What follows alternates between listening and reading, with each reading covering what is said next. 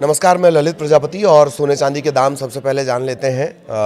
आजकल ये भी एक बड़ी खबर, किस तरीके से सोना और चांदी के दाम में उठापटक जारी है। क्या उसके रेट चल रहे हैं, अयोध्या में क्या है, पटना में क्या है, नागपुर में क्या है, दिल्ली में क्या रेट है ये, और ETF में बड़ी बढ़ोतरी हुई है, कल हमने आपको बताया था। तो सोने चांदी के रेट से सबसे पहले शुरू करते हैं। आज के जो दाम हैं वो किस तरह से, वो मैं आपको देख कर बता रहा हूँ। हालांकि सकारात्मक वैश्विक संकेतों और स्वस्थ हाजिर खरीदारी के बीच बुधवार के दाम की बात कर ली जाए, 11 फरवरी के दाम की बात कर ली जाए, सुबह जो MCX है यानी शेयर मार्केट वाला, वहाँ पर सोने की दर 1% बढ़ गई है। अमेरिकी बॉन्ड है ये यील्ड, इसमें गिरावट और डॉलर में बढ़ोतरी ने सोने को लेकर जो एक सुरक्षित सेफ इन्वेस्टमेंट कहा जाता है उसकी अपील को और ज़्यादा बढ़ा दिया है। तो फिर सोने की खरीदारी शुरू हो गई है। सोने चांदी का आज के भाव की एग्जैक्टली अगर बात कर ली जाए, MCX पर सोने का अप्रैल का जो एग्रीमेंट है 1,600 रुपये या 1% बढ़कर 1,58,436 प्रति 10 ग्राम हो गया है। और MCX पर ही अगर चांदी की बात कर ली जाए, मार्च अनुबंध लगभग 8,300 या 3.3% बढ़कर ये पहुंच गया 2,60,838। ये सुबह के प्राइस है। हालांकि मैं बार बार आपसे कहता हूं कि सोने और चांदी के दाम में बहुत तेज़ी से उठापटक चल रही है। तो जब भी आप करेंगे, इन्वेस्ट करेंगे, शेयर मार्केट वाले में करेंगे, तो बहुत ध्यान से, लंबी अवधि, ऐसा एक्सपर्ट्स का कहना है। और अगर फिजिकल आप खरीदारी करेंगे तो उसके प्राइस थोड़े से अलग रहते हैं। तो सोने चांदी के दाम हमने आपको बता दिए। और MCX पर ये सोने चांदी के दाम है। पटना में सोने की कीमत आज क्या हो जाएगी? 24 कैरेट सोने के लिए 15,856 प्रति ग्राम है, ये 10 ग्राम नहीं बता रहा हूँ आज मैं। 22 कैरेट सोने के लिए 14,535 प्रति ग्राम। 18 कैरेट सोने के लिए 11,894 प्रति ग्राम। इसे 999 999 सोना भी कहा जाता है। 999 गोल्ड 18 कैरेट वाले को कहा जाता है। थोड़ा मजबूत और ठोस चीज़ें अगर कड़ा बनाना है आपको, उसमें 18 कैरेट ही इस्तेमाल होगा। दिल्ली में सोने के भाव क्या है? 24 कैरेट के लिए प्रति ग्राम के हिसाब से समझिएगा। रोज़ चूंकि मैं आपको 10 ग्राम के हिसाब से समझाता हूं, जो तोले से थोड़ा ही कम है, लेकिन ये प्रति ग्राम के हिसाब से है, पर ग्राम। तो दिल्ली में 24 कैरेट सोना 15,866 प्रति ग्राम, 22 कैरेट 14,554 प्रति ग्राम, 18 कैरेट 11,904 999 गोल्ड। नागपुर में 24 कैरेट 15,851 प्रति ग्राम, 22 कैरेट 14,530, 18 कैरेट 11,889। लखनऊ में भी इसी के आसपास 24 कैरेट है 15,866, 22 कैरेट 14,554 और 18 कैरेट 11,904। अयोध्या का भी आज प्राइस आया है हमारे पास।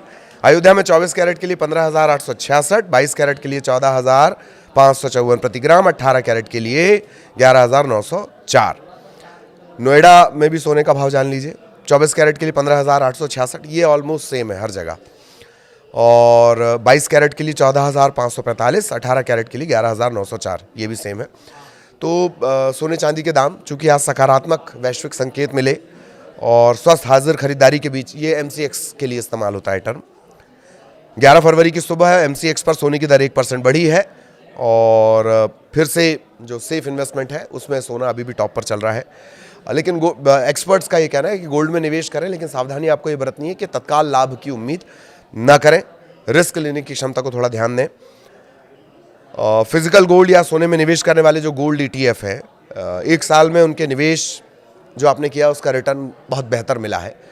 उठापटक तो जनवरी से शुरू हुई है, तो जो बहुत बेहतरीन रिटर्न मिला है उसके चलते आपको एकदम लगा नहीं देना है। और अगर लगा रहे हैं तो फिर लॉन्ग टर्म का आपको ध्यान रखना है। ये एक्सपर्ट्स का कहना है। गोल्ड ETF को रिस्कोमीटर पर हाई रिस्क की रेटिंग दी जा रही है और शॉर्ट टर्म में भी ये रिस्क पर है। ठीक है। अचानक से गोल्ड ETF में दिलचस्पी बढ़ी है। कल जो मैंने आपको खबर बताई थी,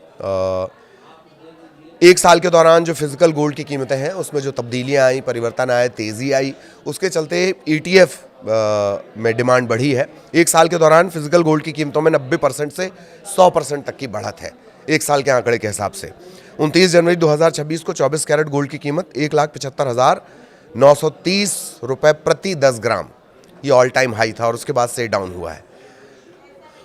और ETF की बात कर ली जाए, 2026 में गोल्ड ETF का जो एवरेज नेट प्राइस था, AQM था, AUM 1,50,380.66 करोड़ दिसंबर के जो आंकड़े थे उससे करीब करीब 24% ज़्यादा रहा है।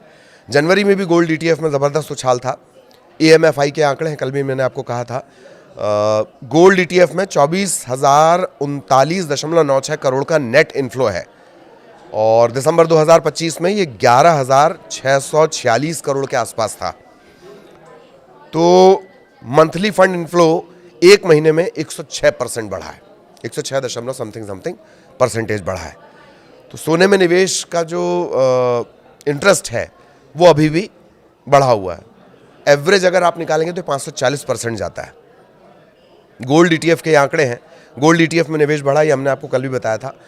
चांदी ऑल टाइम हाई से एकदम नीचे आई है। दोनों ही, मतलब गोल्ड और सिल्वर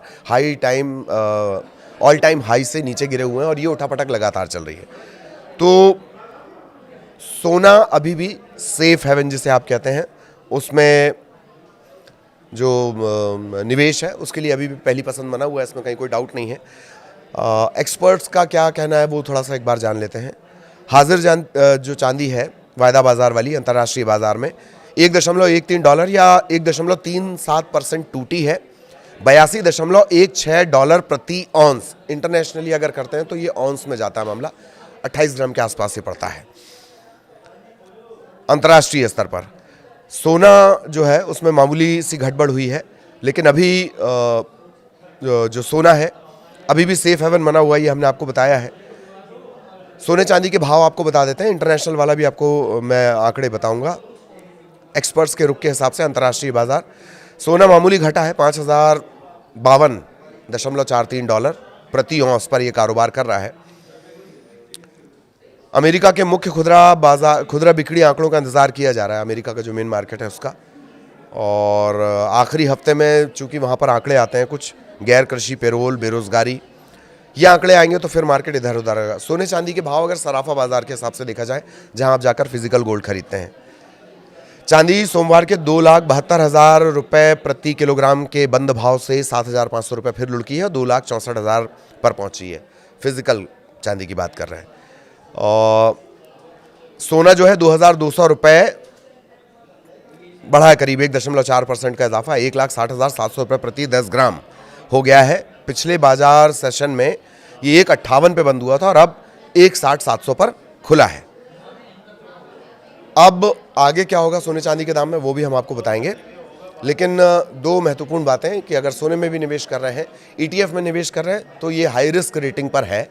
लेकिन हाई रिस्क रेटिंग के बावजूद लंबी अवधि के लिए ये फायदेमंद होगा, एक्सपर्ट्स का ये कहना, पर धैर्य आपको रखना होगा। एक बात, शॉर्ट टर्म के लिए अभी भी गोल्ड ETF हाई रिस्क पर है और सिल्वर की तो खैर बात ही नहीं की जा रही क्योंकि सिल्वर बहुत ज़्यादा डाउन हो चुकी है।